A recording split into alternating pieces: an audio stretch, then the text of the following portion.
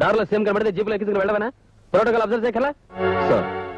ఆయన మీకు సీఎం కావచ్చు, కానీ నాకు మా మాస్టర్. ఆ చనువుతోనే నా జీప్లో ఎక్కించుకున్నాను, కానీ ఒక సీఎంగా మాత్రం కాదు. ఏమైనా సరే నీ ప్రవర్తన నాకే నచ్చడం లేదు. ఎవరి సపోర్టు లేకుండా ఎగిరిపడే నువ్వు ఇప్పుడు సీఎం అండ చూసుకుని రెచ్చిపోదాం అనుకుంటున్నావా? నాయకులు వస్తారు పోతారు, కానీ మన డిపార్ట్మెంట్ మాత్రం శాశ్వతమైంది. లా అండ్ ఆర్డర్ మన ప్రాణం, దేశభక్తి మన ఊపిరి. అంతేకాని అధికారానికి బానిసలై వాళ్ళ చుట్టూ కుక్కలా తిరగడం నేను భరించలేను. నాకు చాలా బాధగా ఉంది.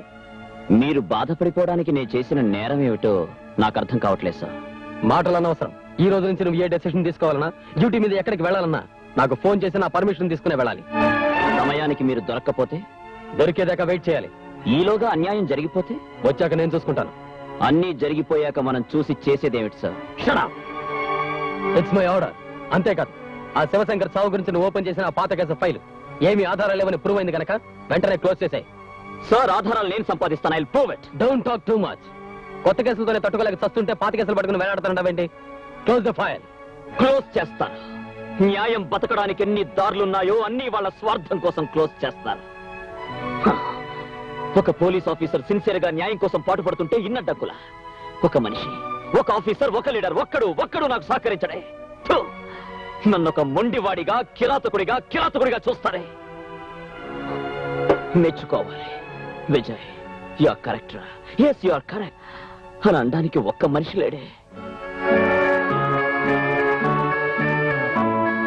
కావాలి, అలాంటి మనిషి కావాలి.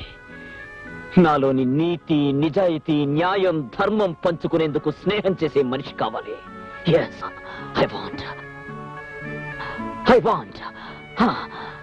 నాకు కావాలి.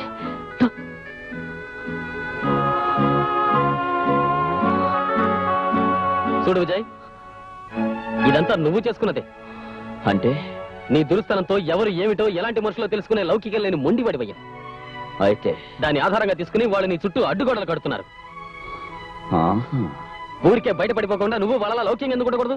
నేను మీలా ఆత్మీయత, అనురాగాల మధ్య పుట్టిన మనిషిని కాను లౌకికం నేర్చుకోవడానికి. తల్లి జోలపాటతో ఉయ్యాల ఊగి జాబిల్లితో ఆడుకున్న అల్లారు ముద్దు బిడ్డను కాను మనుషుల్ని అర్థం చేసుకోవడానికి. తల్లి చేతి గోరు ముద్దలు తిని తండ్రి చేతి వేలు పట్టుకుని అడుగులు వేసి పెరిగింది కాదు నా భవిష్యత్తు.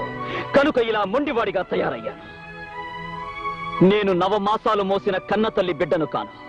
ఆ తల్లెవరో నేను భారమని పారేస్తే నడి రోడ్డు మీద చెత్త కుండీ కన్న బిడ్డను. అవును, నేను అనాథను. అలా నడి రోడ్డు మీద ముష్టివాడిలా తిరుగుతున్న నన్ను నా master, now the great CM గారు, ఆయన చేతులు ఆదుకున్నాయి, అన్నం పెట్టాయి, భుజం తట్టి చదువు చెప్పాయి, బెత్తంతో నీతి చెప్పాయి. ఆయనతో నీ జీపులో వెళ్ళడం నేరమా? తండ్రి లాంటి ఆయనతో మనసు విప్పి మాట్లాడడం, అధికారాన్ని దుర్వినియోగం చేయడమా? ఎవరేమనుకుంటే నాకే. I care a hoot for them. ఆయన లేకపోతే నా బ్రతుకే లేదు. ఆయన కోసం నా ప్రాణాలైనా ఇస్తాను. పెద్ద ప్రోటోకాల్. ఒక ఆఫీసర్ మీద ఇన్ని కంప్లైంట్సా? నువ్వెంత పోలీసుడు అయితే మాత్రం ప్రతివాడిని ఇష్టం వచ్చినట్టు బాధలేనా? అది కాదు సార్. మాస్టర్ బెత్తం దెబ్బ పడితే గానీ పిల్లలకి పాఠం రాదు. అలాగే లాఠీ దెబ్బ పడితే గానీ లా అండ్ ఆర్డర్ మా కంట్రోల్లో ఉండదు. మీరు అలా చూస్తూ ఉండండి సార్. చాలా మంది పెద్ద మనుషుల నిజ రూపాలని ఎవిడెన్స్ తో సహా మీ ముందే ప్రూవ్ చేస్తాను. అంతకంటే ముందు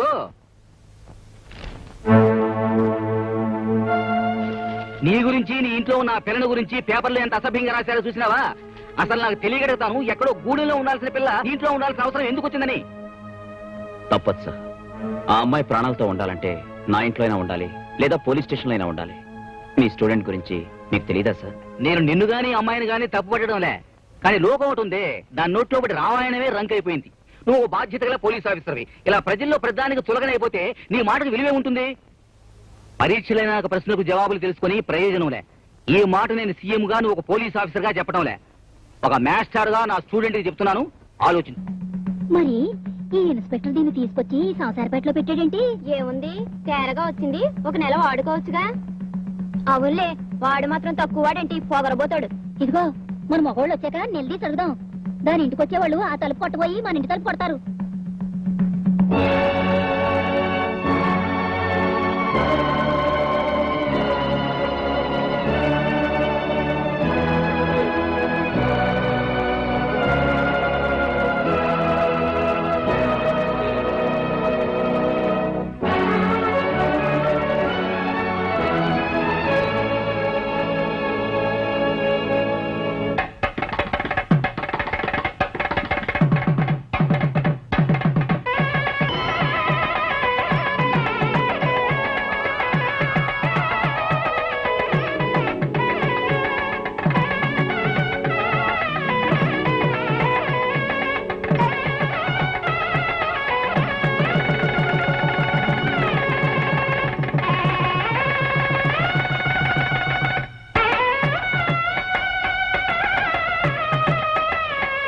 ఏంది ప్రెస్ దగ్గరకు వచ్చి నానా గొడవ చేసినాడా?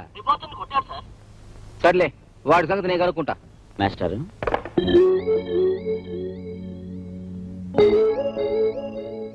ఏంటిది? పార్వతి ఏమయ్య సార్, గుడికి తీసుకెళ్లి తాళి కట్టాను. భారీగా వెంట పెట్టుకుని వెళ్ళి ఆ ప్రెస్ వాడిని చెప్పుచ్చు కొట్టాను. చాలా చాలేనా చెప్పొచ్చావు. ఆ పని ఈ రోజే చేయాలా? శుభవాన్ని పెళ్లి చేసుకుని నువ్వు ఏ రోజైతే నా శిష్యుడు అని జనానికి తెలిసిపోయిందో అప్పటి నుంచి నేరుగా నీ మీద వచ్చే కంప్లైంట్స్ అన్ని నాకే వస్తున్నాయి. వాళ్ళకి మాస్టర్, ఇంక మీరేం మాట్లాడకండి. ఈ రోజు ఫుల్ మ్యారేజ్ మూడ్ లో ఉన్నాను. ఏయ్, అక్షంతులు ఆశీర్వదించి అక్షంతులు వేయండి. మీ శిష్యుడు ఎంత రొమాంటిక్ గా మారిపోతారో చూడండి. వేశాలే మొక్కో. సంతాన ప్రాప్తిరస్తు.